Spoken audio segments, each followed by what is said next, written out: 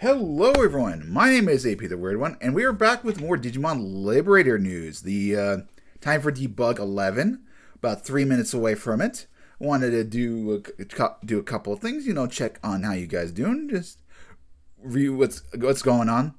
Anyway, we actually have, the Japanese side of Twitter, X, decided to reveal our Mirai's partner's name. It is Hanimon, or Honeyman, a little cute little dude. He evolves from Kyaramon because he is part of the puppet trait. He is rookie in data. By his effect is on play by trusting one card in your hand. You may return one Digimon card with the puppet trait from your hand to the hand, trait from your trash to the hand. And then one of your opponent's turn, once per turn, when one of your opponent's Digimon attacks by deleting one of your other Digimon, and then attack. This has been interesting. I had thought about that it was going to be, either purple or yellow purple. I didn't know because, we have a lot of this yellow with the digital monster stuff. Now, based off placement, everything, because this is EX24, the rest, I'll bring up my own thing. So EX27 will be the champion form. Then EX32, the ultimate, and then the Mega's EX33. So unfortunately, Andromon's Mega doesn't make it in unless there's something to go with Black, which because we get the Izemon support and the Negamon support anyway.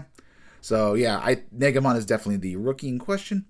But one thing that kind of interesting is on the list is the EX21, so I'm thinking that might be our Omegamon Ultra Rest. Maybe we'll get 3 Super Rares with the blue. I'm not 100% sure, but it could be a bit interesting. Or some other Mega. I'm curious to what that will be.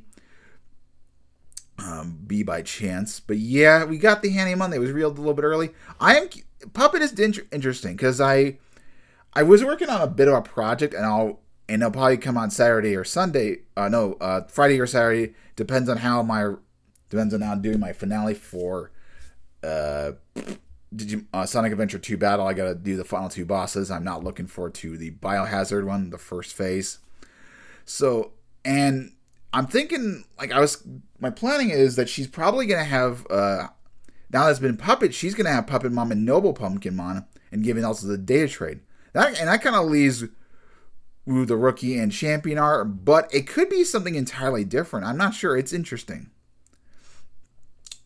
That is cool. And, last week when we had the Digimon Liberator stuff, we did get, the novel side, we did get introduced to Mockingbirdmon and McKinnamon and finally, and Mulemon. I am definitely looking forward to seeing their Mega and alternate form, seeing what that may be.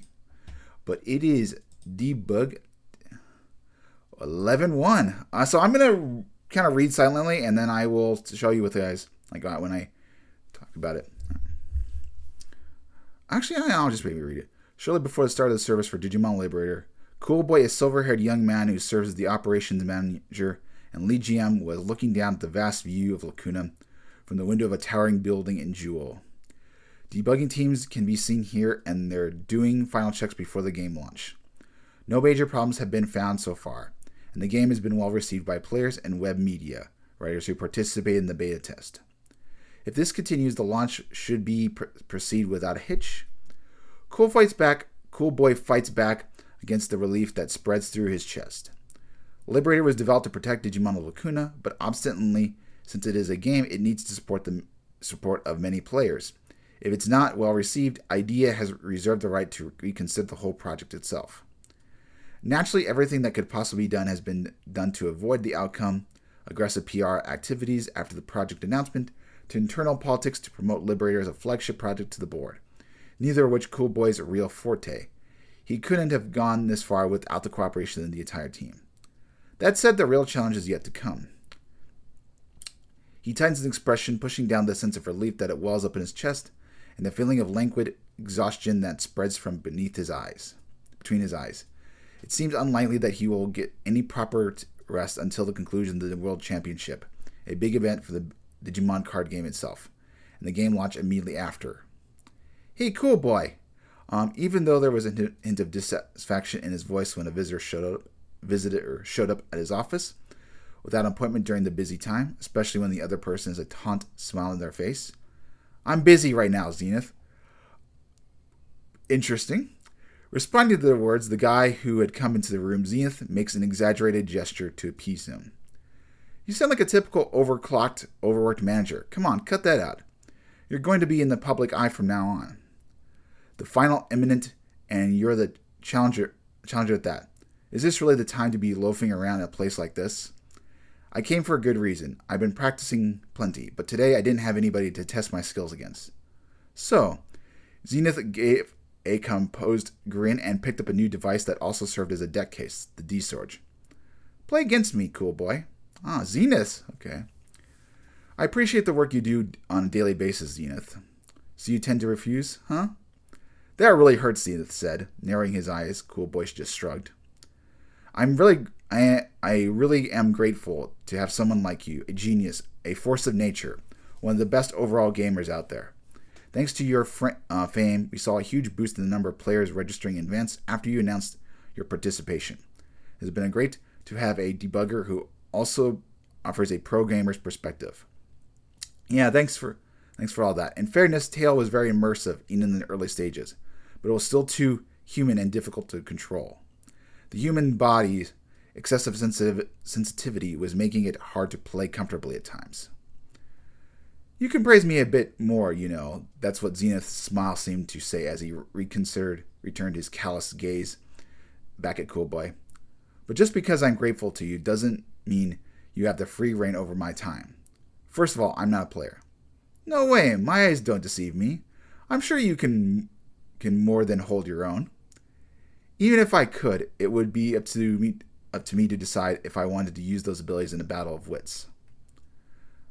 I wonder, don't you think that those who have great power have an obligation to use it? Not necessarily. Come on, I'm really begging you to hear. Of course I can still win without further prep. I have no intention of losing. It's just this time my opponent's none other than Owen Dreadnought. I want to make sure I have everything together. As Zenith continues to press him, Cool Boy sighs again. He may have some reasonable things, but in the end he's no different from a child throwing a tantrum and demanding to be allowed to play. Even though I'm not involved in the card design, I'm still a member of the development team. I can't take sides between you and Owen. If rumors of collusion with the developers spread, it would damage your reputation as a challenger. Reputation? Do you mean how the audience perceives me? Zenith smirks. I don't give a damn about that, and that's why I'm begging you. Cool Boy looks at him, surprised by the straightforward response. No matter how much he stared into those sharp, narrow eyes, he couldn't figure out what Zenith hoped to gain from competing against him. And that wasn't all. Cool Boy has known Zenith for almost a year through the closed beta, and yet he still hasn't able to decipher his motivations as a player. He's friendly and gets along well with the teammates on the debugging team, but he never reveals his true feelings. More to the point, he couldn't even tell if the gentle smile on his face was genuine or not. What's more, he tended to always look the same in the private photos that fans occasionally posted of him on social media. Most of the sightings were at fast food restaurants, such as Gyeongdong chains.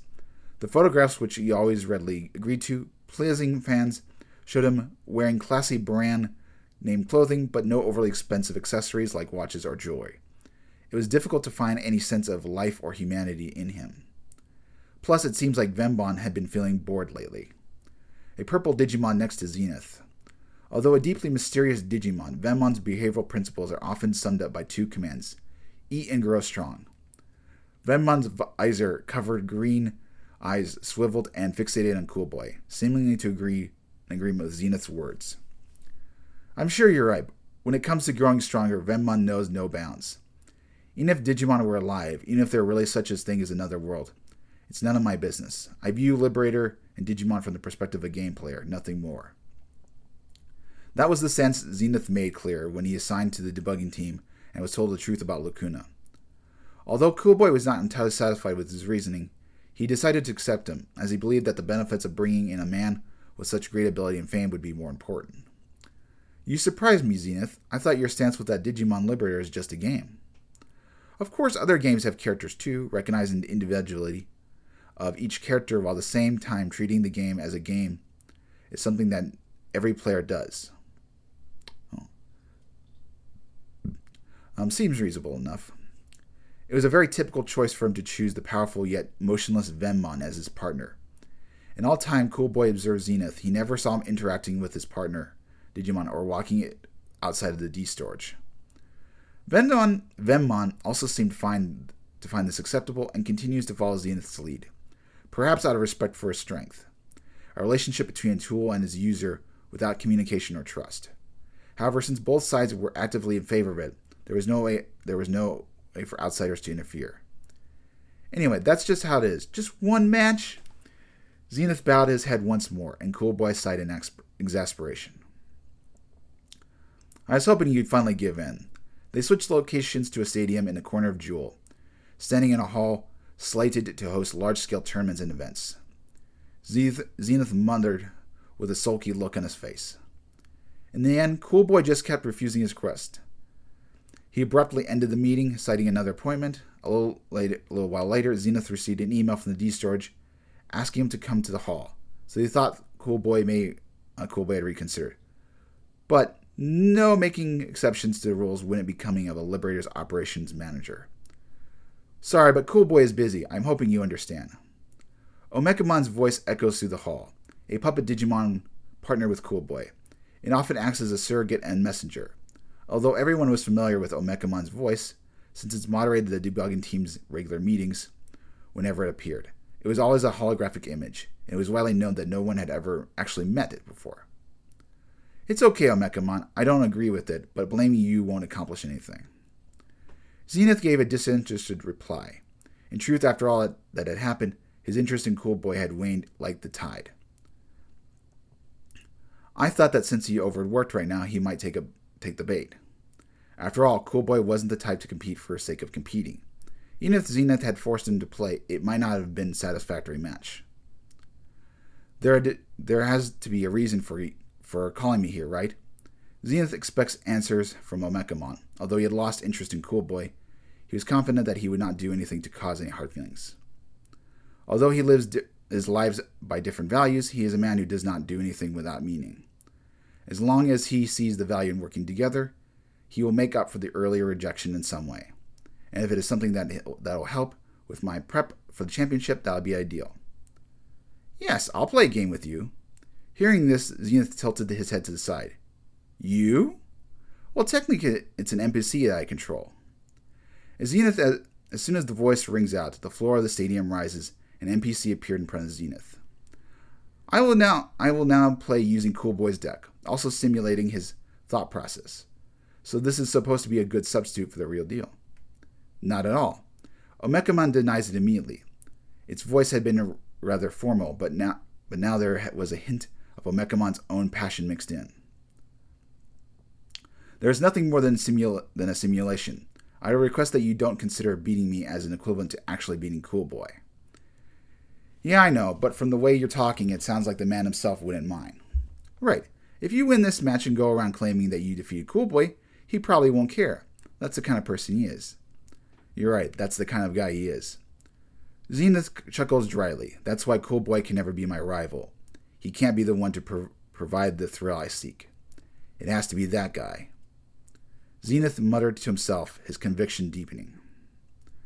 The first thing Zenith did when he started playing the Digimon card game was to go back and watch all the recordings of the World Championship. Of course, the games were interesting, but what he paid the most attention to was the faces of the competitors. This is an occasion where strong players compete with each other. Under high pressure and in such highly intellectual battle, where not even a moment of carelessness is tolerated, the players' true nature as human beings is revealed on their faces. They wanted to reach heights that no one had reached before. They wanted to live up to the expectations of those who fought alongside them. They hoped all the time and effort that they put in will bear fruit. They want to take their Digimon, their deck, to the greatest of stages. Each of them have feelings of their own, and because of those feelings, they have strengths unlike anyone else. They are the same kind of opponents he had fought in so many other games. But Zenith was truly drawn to only one of these players. The man had looked on his face that likes of which Zenith had never seen on anyone else he had played. Yet at the same time, he felt like the face was one he had been observing for a long time. Even while performing on the world's greatest stage, this man always seemed to be searching for something new. The power that dwelt in those blade-like eyes. never waned. No battle seemed truly to satisfy him. Zenith watched the man's match intensely. He was fascinated by his tactics, aggressive, yet poised like ravenous dragon. He made it to the finals and won. The next year after that, he was simply unbeatable. With a hunger in his sharp eyes, he never showed any semblance of accomplishment or satisfaction after all these victories. One morning, Zenith realized something. He realized that the face he saw in the mirror was filled with the same hunger as the man on the screen. Zenith was sure of it. The man, Owen Dreadnought, was cut from the same cloth as he was.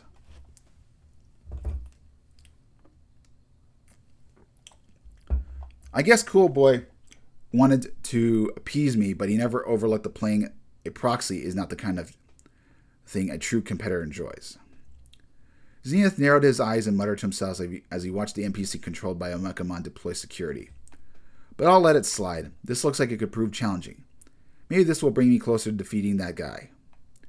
Defeating Owen, that was what dominated Zenith's mind right now. It will bring him one step closer to victory. He'll compete under any conditions, no matter how humiliating. Venmon, this is the appetizer before we become champions. Gobble it up. Venmon and D-Storch responded with a sharp cry.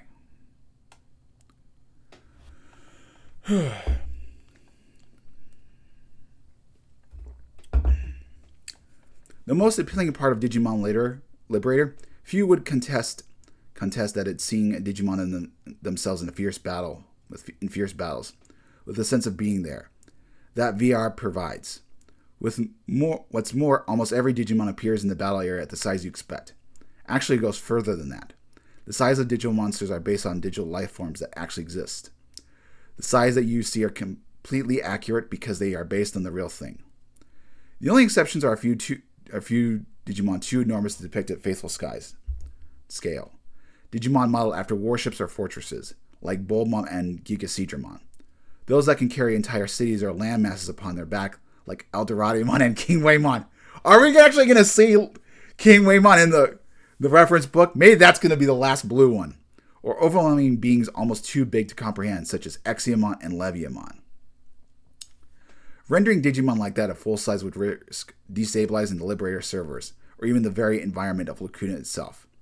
To mitigate this, the game employs a workaround such as scaling them down or only showing portions of their body in the battlefield. And on the battlefield today, one such Digimon is present. Looking through the eyes of the NPC, Omekamon gazes at this scaled-down yet incredibly large being. 37 meters. It's pushing the limits of the battle area, but it should be okay. Omekamon remembers Cool Boy advice to developers who had struggled to figure out how to best represent the weapon-laden behemoth. Some of the developers were puzzled by the oddly specific figure, but he grinned mischievously and said, 37 meters is the length of a space shuttle. It's a fitting number for a Digimon who belongs amid the stars. Cool Boy put it in such an enduring way. Put this. Omekamon murmured, eyes fixed on the towering figure in the battle area. What loomed before him was not merely a threatening. It was a construct that absorbed every weapon imaginable, an embodiment of destruction itself. A doomsday star orbiting through the skies above Galacticmon. I'll have to tell him that this one might be a little too big. You think so? I think it's just fine. Zenith answered Omekamon's remarks with a disarming, pleasant smile. Now pay attention, Omekamon. Galacticmon may be an incredible sight, but your eyes should be elsewhere.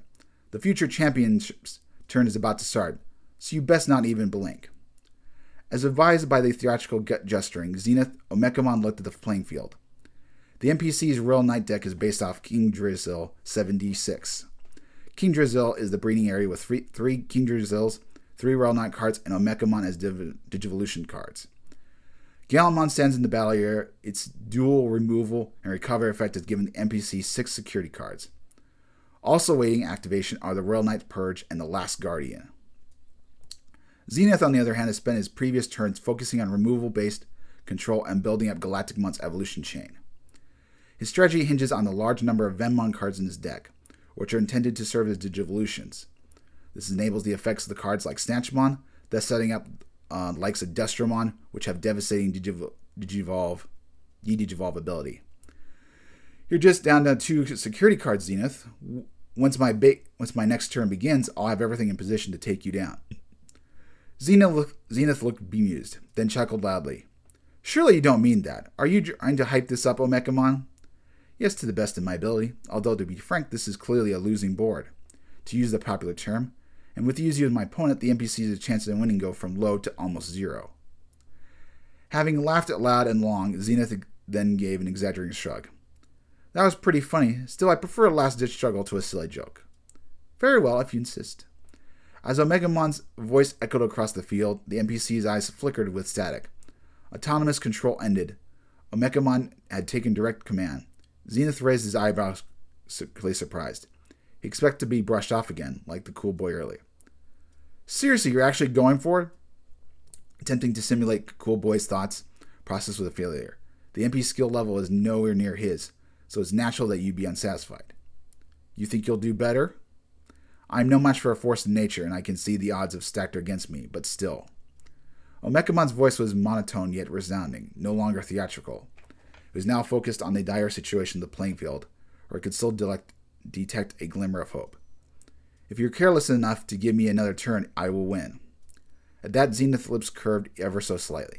It wasn't enough, not the sharp sting, the gleaming edge he craved. The thrill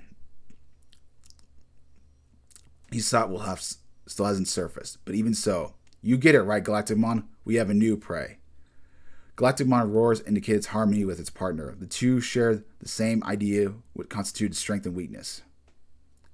Good, the orders are the same as always. Don't waste time playing with your food. Now, how will Zenith use his memory?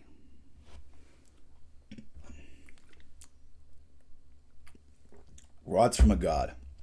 At the start of the main phase, I activate Galactimon's effect, deleting Gallantmon. Zenith's final turn began with a straightforward effect declaration. His cold, blade-like voice was the trigger for Galactimon's space laser. It promptly blasted forth from the Digimon's head and down at the dumbstruck Royal Knight.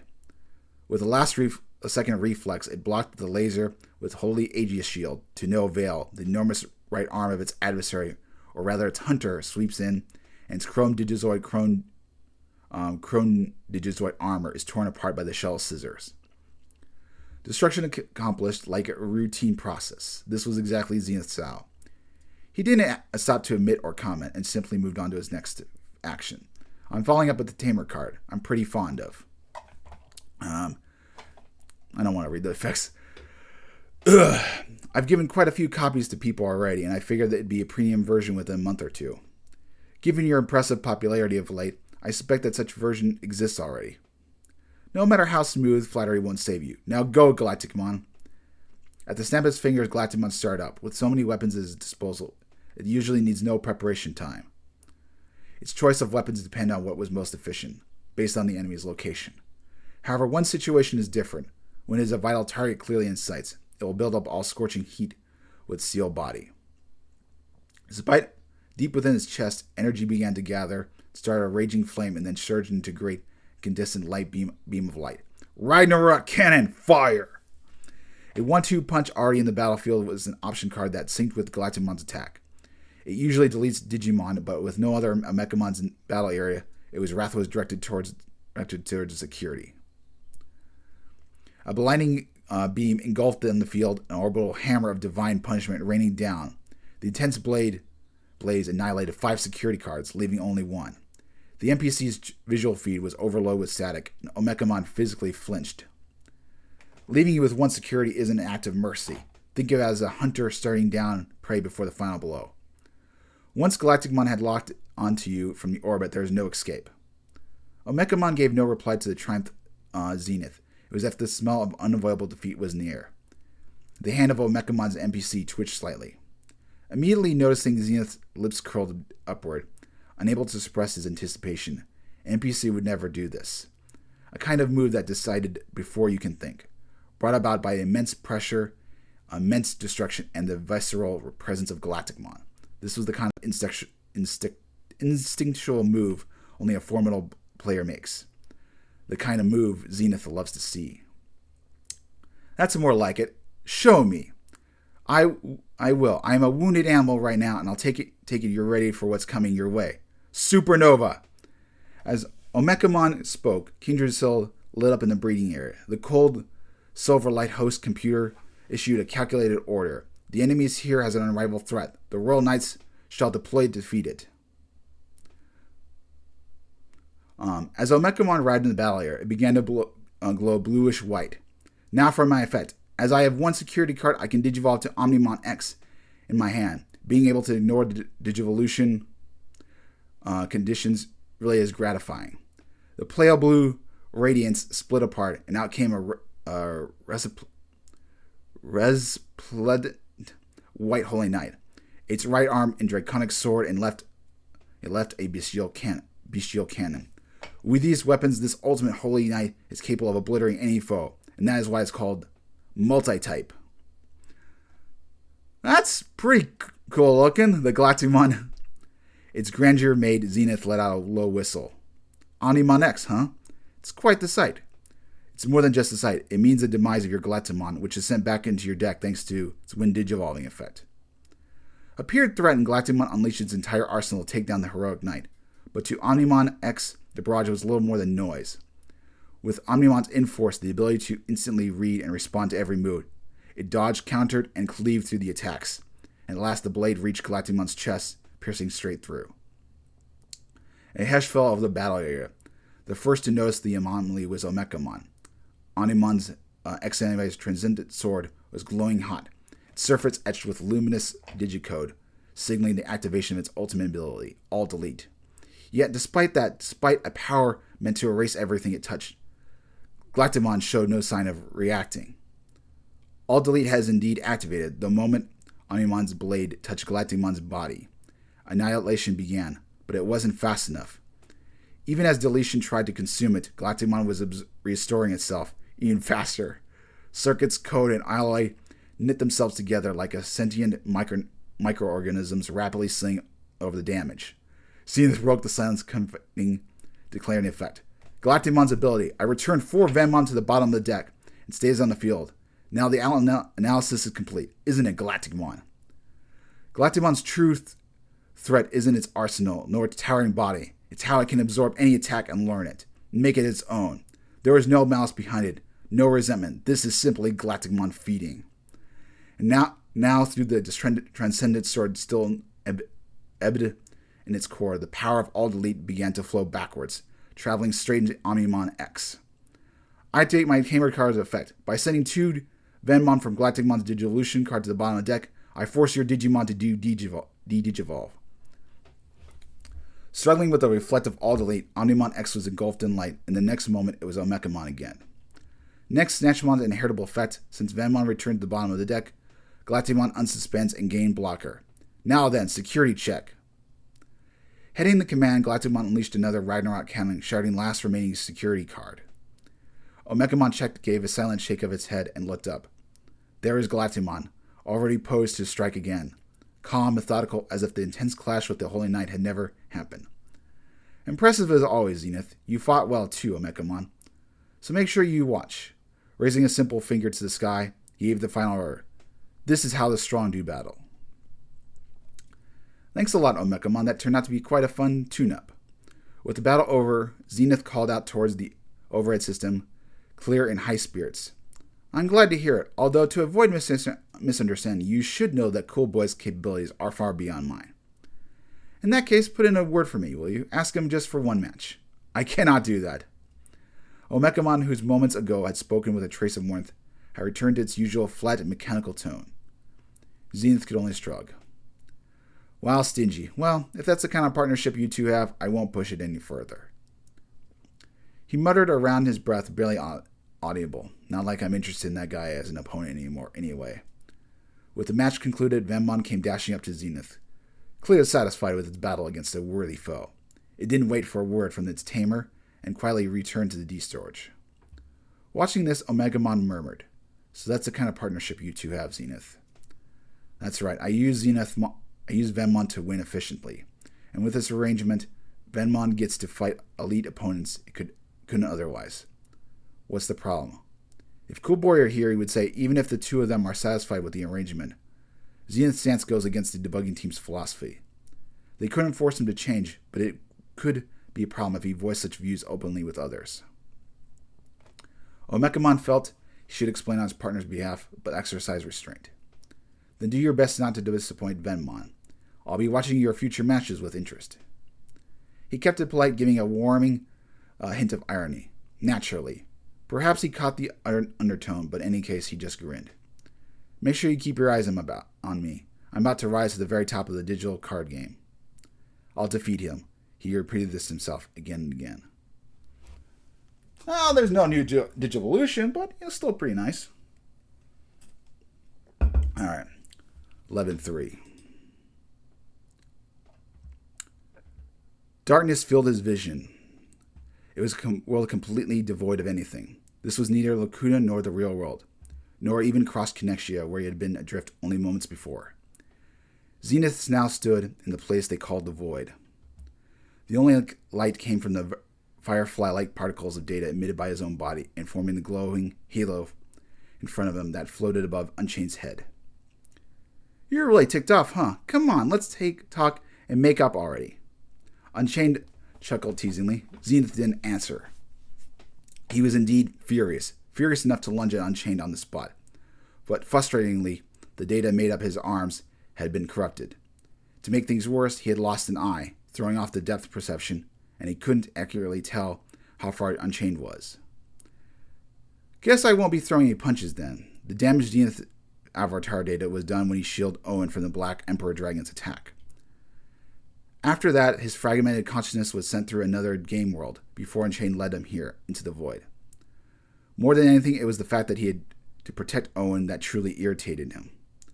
Zenith finally found the words to say to his partner. Hey Unchained, ever heard of Gyadon? Gyadon? That's something you humans eat, right? I know of it, but obviously I've never eaten it. You know I'm not like you, don't you?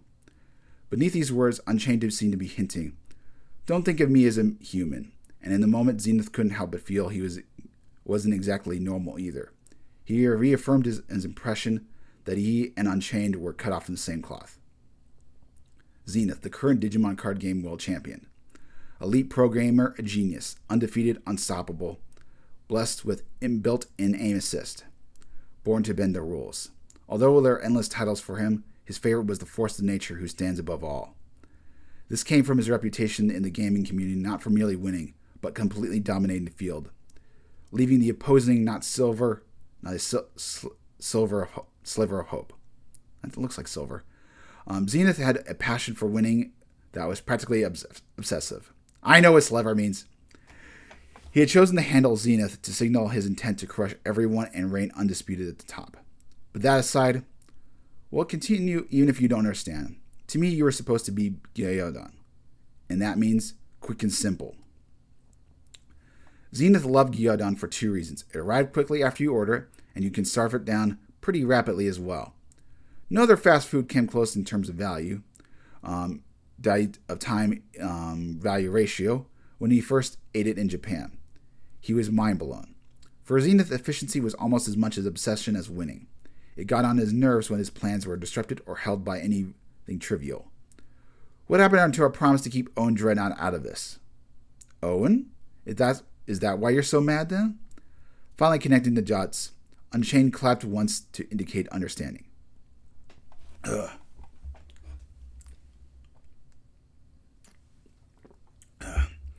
data of the Imperial Dramon was from the digital world, imported via Cross Connexia, so when it summoned into Lacuna, there was no way to control him. And there were not exactly the type of Digimon that would follow my plan anyway. Unchained admittedly wrongdoing, but obviously had clear conscience and wanted to get the conversation over with. A plan and a promise. When Unchained had asked for him help, Zenith had made his desires and requirements clear. He wanted a rematch against Owen Dreadnought on the grandstand stage possible. When they last came face-to-face in the Digimon card game, Zenith had come on top. However, although there was nothing dubious about how he won, the match in itself was vexing and unsatisfying. He claimed to Owen that he had won by fluke, but in truth there was nothing fluky about it. He had been stoked, it was the biggest event, the championship finals, and just the opponent he wanted, the Crimson Dragon Blade Owen. Yet he couldn't shake off the feeling that it was turned out to be a boring match. He realized his premonition was correct when he saw Owen let out his sigh just before the start, looking like his mind was elsewhere. Owen seemed to somehow disappointed about the state of affairs, and this turned disappointed Zenith.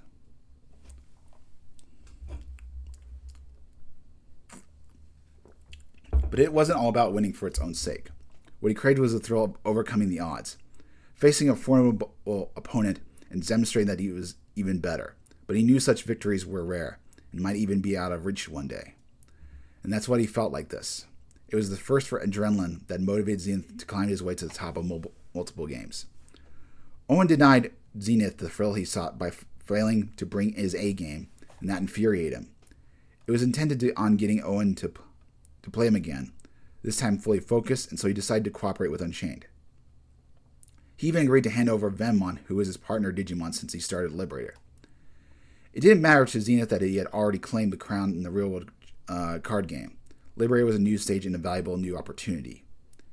You know, if this guy gets serious, he could actually beat me. He's kind of the treat I've been starving for. Yet, he almost taken out of the game. Unacceptable. I really don't get why this whole battling thing matters so much to you. It seems pretty pointless. Enough. How could everyone be so oblivious? It was bizarre to see to Zenith how others could even go on living without seeking adrenaline. It is beyond comprehension. Perhaps it was a normal human nature to lack such a drive. If so, Zenith didn't mind being considered a monster. And if he was a monster, then Owen was too. You can't remain as the Digimon Card Game World Championship for that many years without being an adrenaline junkie. The debugging team had plenty of strong players, right? Can't any of them scratch your itch, cool boy? Maybe? Unchained's question was met with a snort from Zenith. He already challenged Cool Boy, having detected his strength through scent. He even imagined that Cool Boy might be the one to satisfy his thirst for a rival. In the end, Cool Boy brushed off his challenge, and he went up against his partner Omekamon instead. His victory was never in doubt, and there was no thrill, no joy. He won't meet my requirements. He's like you, same scent. Zenith felt that Unchained and Cool Boy were alike. Although their abilities most likely rivaled his own, they lacked self-interest. They misused their strength, seeking to fulfill some great cause at the expense of personal gain. This was massively at odds with Zenith's ethos of self-perfection. He made a peeved expression, but Unchained simply shrugged and shook his head like he was uninterested, as always. You don't want to make life easy for me, huh? I wouldn't say I regret choosing you to be my insider of the debugging team, but I can only put up with so much nonsense. You have to keep your promise. Can't you think of anything else besides that silly promise? You really are irritating. But I suppose I do owe you. Unchained clapped and there was a shrill noise. A portal emerged between the two of them, and something familiar stepped out. A humanoid, but far from human, with sleek white chouse, a battle NPC. What, you expect me to battle with this body, all busted up? Hold your horses, partner. In fact, this is a present for you. Next, Unchained bring forth a free flat rectangular object's mirror, reflecting Zenith from the front, and each side they showed how badly his character polygons had been damaged. Standing behind him with such eerie lack of presence is the battle NPC. I get that you're desperate to battle Owen. Well, lucky you, I'm going to keep my promise. And what does all of that have to do with that? Don't you worry, you're not so pretty little head. I'm going to rearrange everything. First things first, you wouldn't want to battle with that body, would you? Just then the NPC dispersed in clouds of data particles and began to wrap around Zenith. Starting from his feet, his body was gradually overwritten. Oh. The process was almost like a zipping up mascot costume. When finished, Zenith's character data had been fully drastically converted. Fully robed and fitted with a mask just like an NPC's face, Zenith's vision had been improved and his movements made lighter. Hopefully you understand now I'm not the kind of AI that lets down their partner. Unchained explained that the time to enact their plan had arrived. They were going to use a massive in-game event, the conclusion to Digimon Liberator's main questline, to ruin players and harvest their character data. You need to play the part of the NPC Zeno. Zeno will be the event's final boss. Up against the best player in the game disguised as an NPC, players will inevitably be defeated one after another, losing their data as a result. Anyhow, I don't exactly know how exceptional Owen Dreadnought truly is, but if he is the real deal, he'll come and try and stop the event. He's a debugger after all. He'll definitely win all the other battles, make it to the end, and face you again. At this point, you can decide what you want to do. I'm sure it'll be spectacular, right? I'm keeping my promise, and then some. Finally, at last. An inexplicable inexplicable joy surged through Zenith's body. He'd been convinced that his corrupted data would prevent him from battling Owen again, and so he'd fall into despair. He thought Unchained had either forgotten the promise or decided to ignore it, but now he realized everything had been planned one step ahead. So I can battle him. I can finally get to battle him. That monster will definitely take it to the wire. Heck, he might even beat me. Are you listening to me? I don't mind either way. Even so, Unchained goes on. As worthy and appointed as he may be, surely you're not down to losing. Obviously. Zenith responded automatically. Regardless of the opponent, the notion of losing is always far from his mind. Our battle may end up looking close on surface, but I'll keep it up enough in reserve to secure the W. That's how the best of us do it, and that's me. Knowing that he might even die, Zenith still smiles, anticipating an incomparable thrill. This was the emotion he cherished, the sort of feeling that you get vicariously when watched action movies. All right then, glad to hear it. Smiling calmly, Unchained remembered something and reaches into his pocket. I still need to give you this. An item Digimon Liberators are familiar with. A deck case with circular display in the center, D-storage. One thing is different about this coloring. Unlike the standard model, this exterior is black, and the elements around the display are glow purple. Say hi to your former partner, yours again now, Venmon. Venmon, calling its name, bring forth the D-storage. Venmon, a level 3 eye-catching visor and purple torso. Zenith's former partner, this artificial Digimon has its data used to keep Makinemon alive. If you want a redo of the World Championship, whatever, then you need to have the right deck, surely. And actually quite scary how thorough you are. As Zenith reached out to his hand, the Digimon gave a silent nod and came closer. He remembered now. Zenith had always been quick on the uptake, just the kind of Digimon he had liked. I am grateful, this Unchained. I'll do everything I can to repay your kindness. That would be truly wonderful. In that case, with a finger snapped, Unchained summoned a large portal that enveloped the three of them. It looked like they were about to send to Lacuna, but who knows where. As Venmon entered the portal alongside his partner, Unchained's lips curled into a gentle, twisted smile. Zenith, or rather Zeno, the aberration, also grinned, baring his teeth and nodding. Give the dark color of his mask. Venmon couldn't tell whether his partner's eyes were smiling. Was this really the right thing to do? No. Venmon's cognition protocol immediately rejected the doubt as it surfaced. Being used as a tool didn't matter. What mattered to Venmon was that it could help fulfill Zenith's wish. I'm counting on you, Zeno.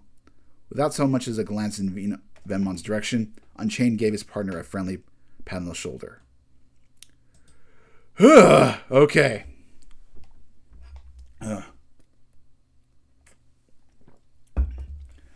Okay, so yeah, that we got some confirmed things. All right, time for the final part of the novel.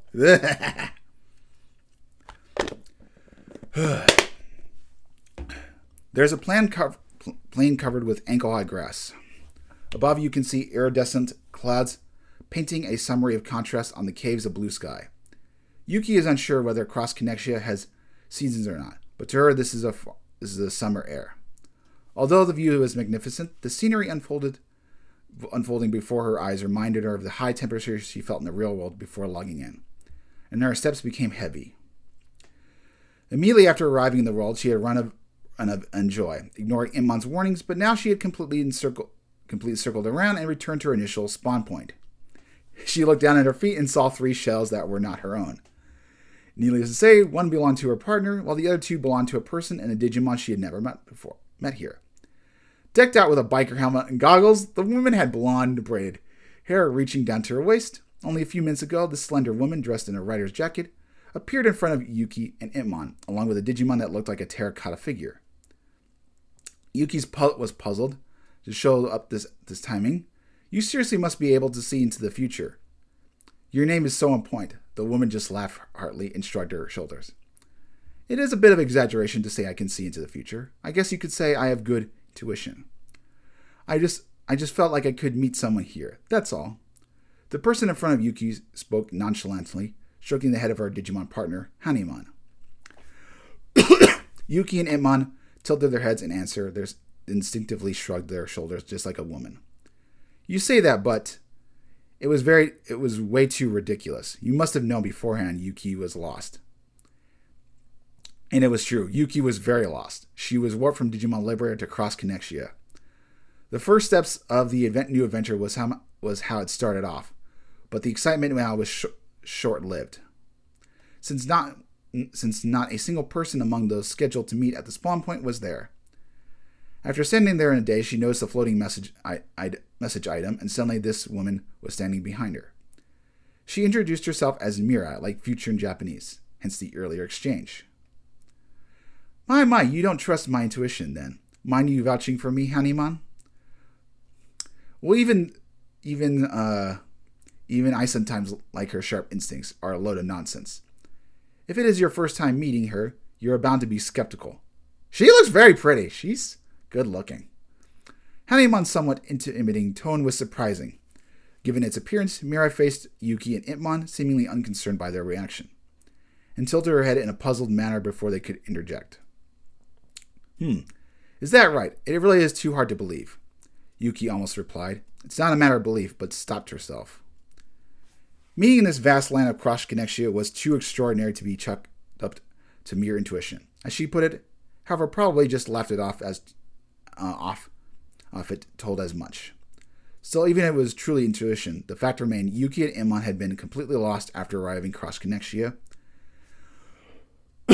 They had known where to go or what to do next. Meeting Mirai had changed that, and given that Yao had mentioned her by name beforehand, Yuki had every reason to trust her. In that case, they should be grateful instead of expressing doubt. Now that you've shared the joy of fateful meeting, how about we take a look at the message item together? No sense in overthinking it. Yuki took a breath and setting herself back to her usual self.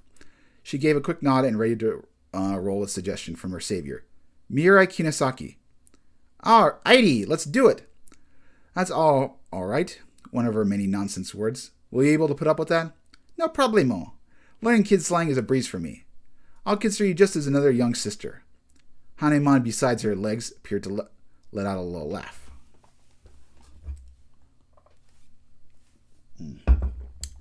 I see. I guess that means our friends who were supposed to meet here got attacked and scattered. When Mirai and Yuki had checked the contents of the text and placed at the spawn point, they found a brief written explanation. The debugging team was attacked by a group of Digimon, Mistymon was their leader, and had captured Altea. Kazuki, Williams, and Winnier had escaped in different directions. Let's regroup where Cool Boy is. See you there. That darn Mistymon. As Mirai read the message, the moment she saw the name, she realized something: the Digimon situation surrounding Cross Connexia is more complicated than she thought. If that Digimon is involved, I see, then that also narrows down where Cool Boy might be. Is everyone in one piece? Come on, these are the kinds of folks who managed to leave a message while in dire straits. They're sharp. I bet they're handling it just fine. Yeah, I hope so. Yuki and Itmon walked restlessly side by side, discussing this and that. A smile of it involuntarily broke out from Mirai's mouth at the sight of them acting like siblings. Calm down, Yuki. Maybe you two are a little too calm. Little devil, you should learn to be a little bit more firm like me. Firm? As Clay's too stiff for my liking. It was impossible not to chuckle at the silly conversation between humans and Digimon. You guys are funny. I'm sure you'll be alright, like Itmon said. Yuki and Itmon stared at Mirai in confusion as she continued. Kazuki is Suzune Kazuki, right? You probably already realized if you're a team with her, but she's super reliable. It also seems it was her idea to leave the message.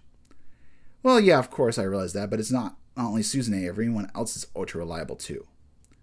Well then, what are you worried about? Hearing this, Yuki's body trembled and shrugged her shoulders. Checking the message again, she spoke. It's the meeting point. How am I going to find it if I don't have the foggiest where Cool Boy is? I mean, that's where we came to find out. I know it's a long shot, but do you know anything about it? Why ask me when it's basically stated in the message wherever Mistymon is, right? There's no doubt about it. Mistymon is one of the annoying Digimon, is inclined to abduct any human it sees. Even if it hadn't been taken, Cool Boy would probably follow Mistymon himself in order to get to the bottom of things. However, these things don't seem to be on the same page. What the? Taken by surprise, the cries of Yuki and Itmon rained out across the land of Connexia. With a few mounds around, there was only one faint echo.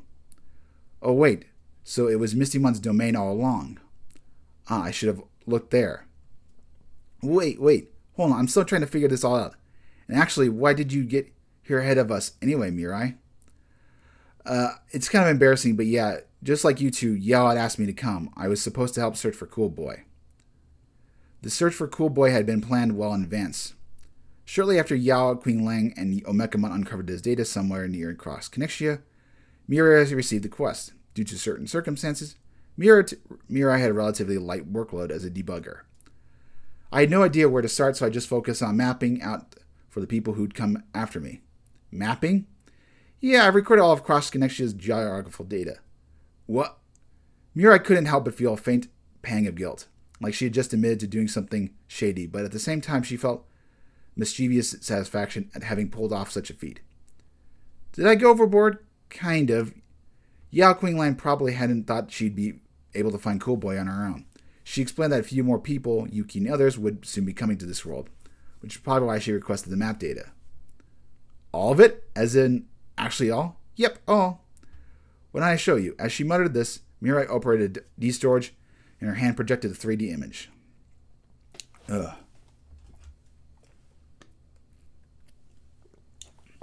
The map data is displayed before them as a large dining table for 6. Okay, now.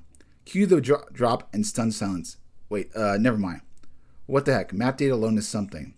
But this is just genuinely amazing. Wah.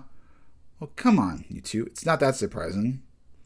Anyone could do this if they took the time.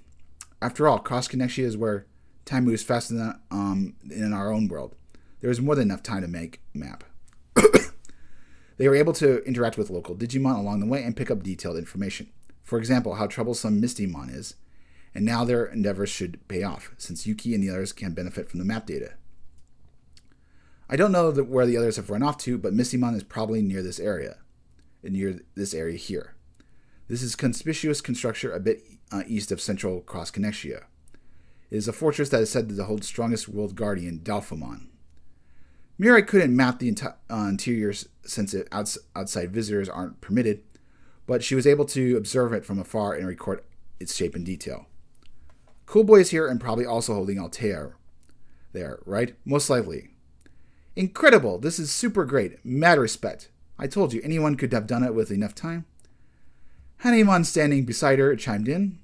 We just keep covering ground east and west and one stop after another.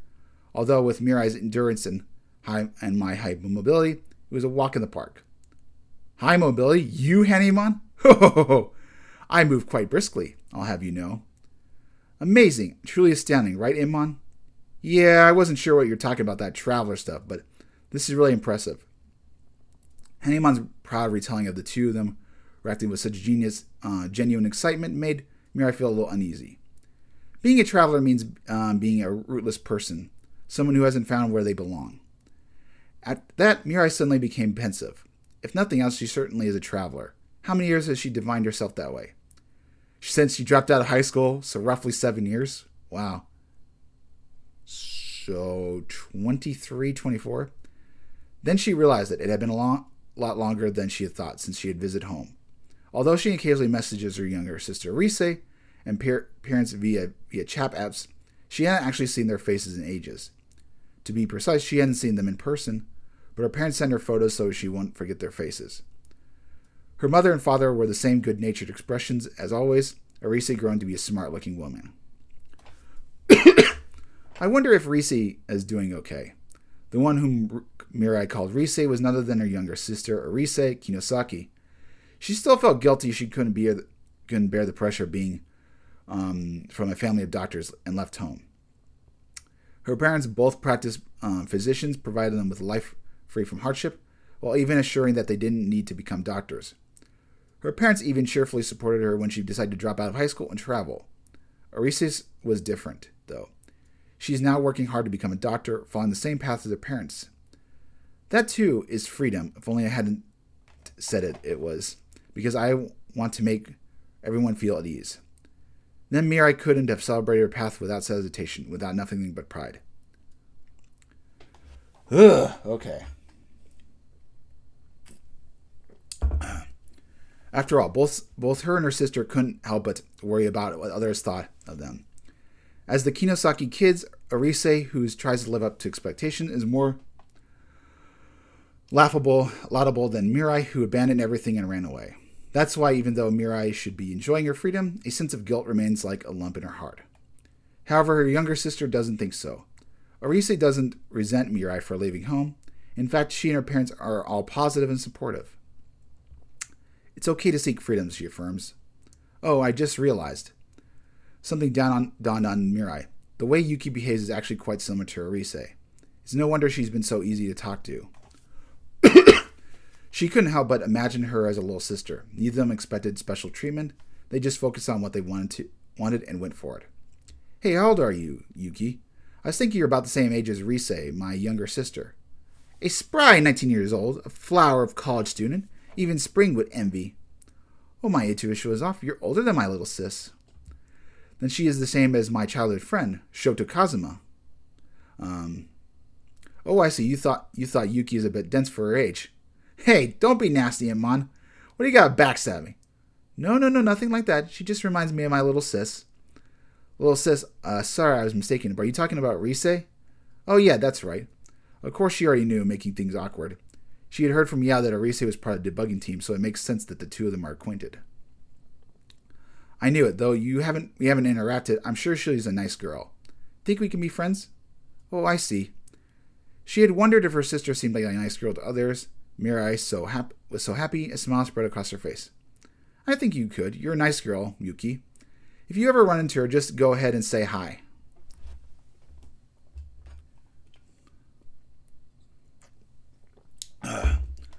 Yuki called out hesitantly, who was standing tall with her D-storage at ready.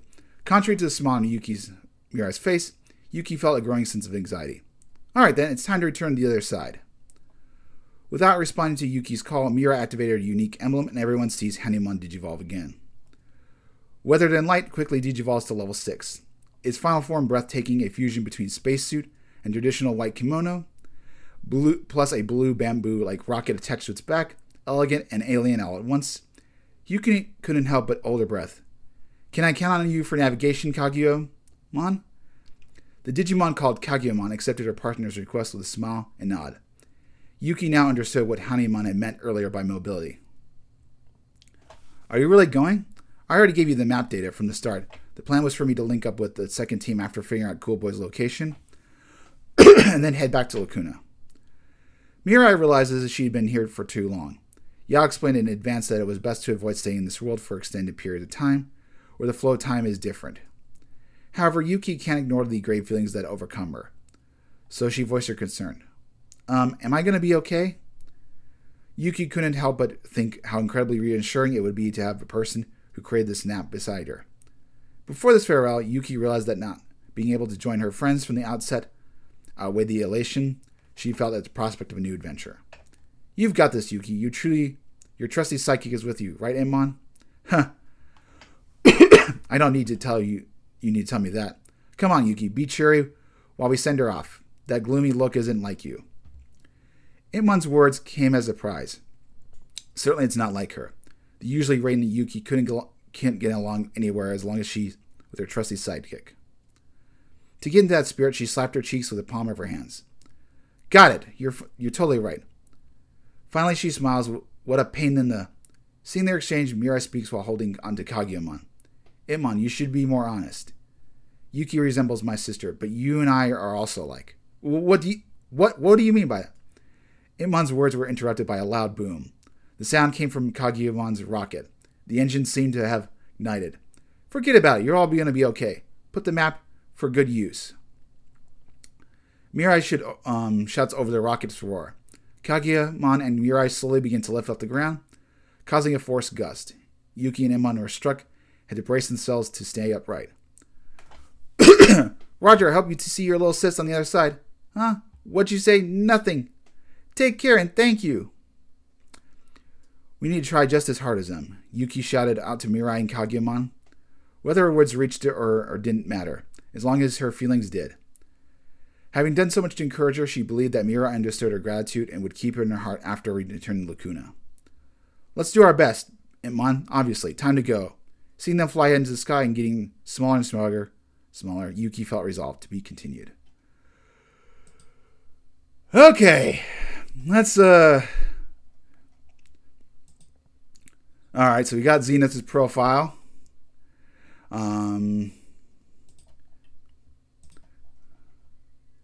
The relationship chart.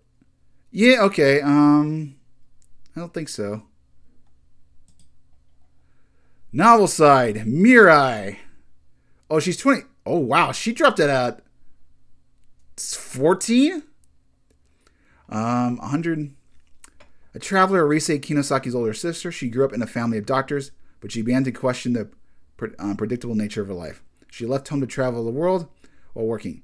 Now she is captivated by the charm of virtual Lacuna and travels with in-game debugger as a debugger. She doesn't have a proper deck and has no skill at card games, yet she holds a unique position on the debugging team. Her favorite food is tofu. Okay.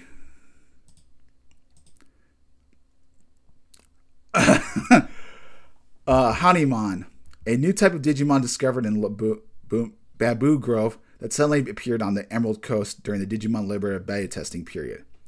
It had always been a peculiar way of speaking, which might be either old-fashioned or modern. It's hard to say. Although Hanimon comes off as arrogant and actually is compassionate with its kind heart and completely trusts its partner. Mirai, according to Mirai, Hanimon is like a fiercely protective mom.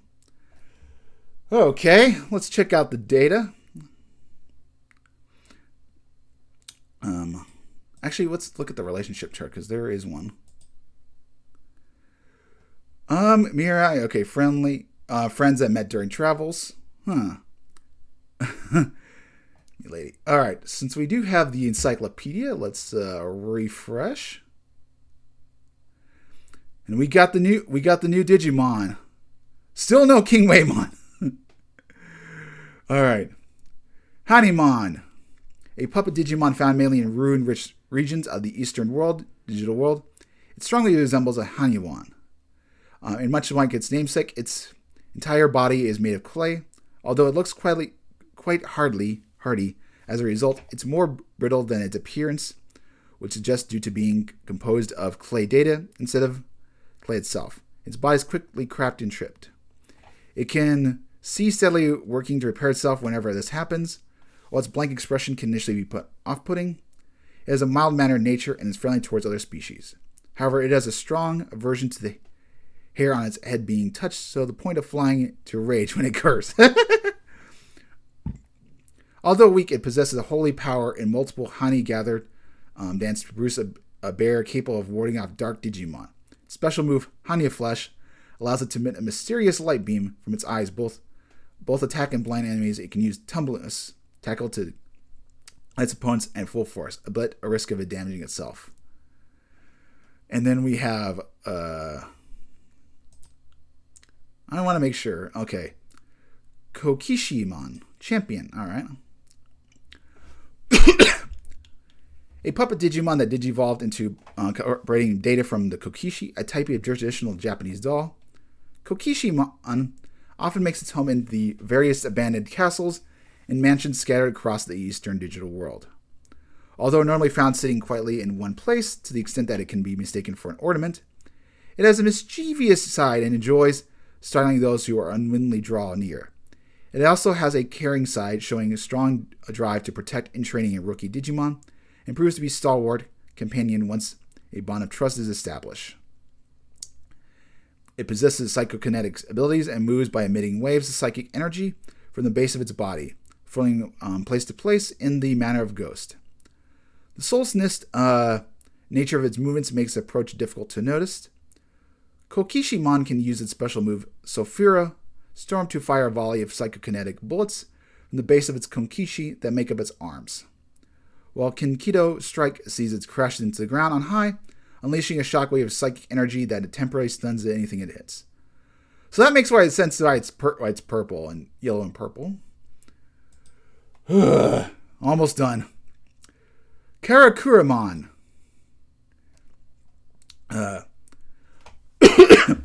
A puppet Digimon that incorporates data from its traditional Japanese mechanical dolls.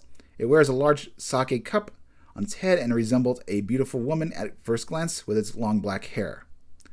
But the body underneath the kimono entirely mechanical, and has been noted to reside together with Konkishimon in old castles and mansions of the Eastern digital world, and with a relationship appearing to be sisterly. Hidden beneath its elegant camino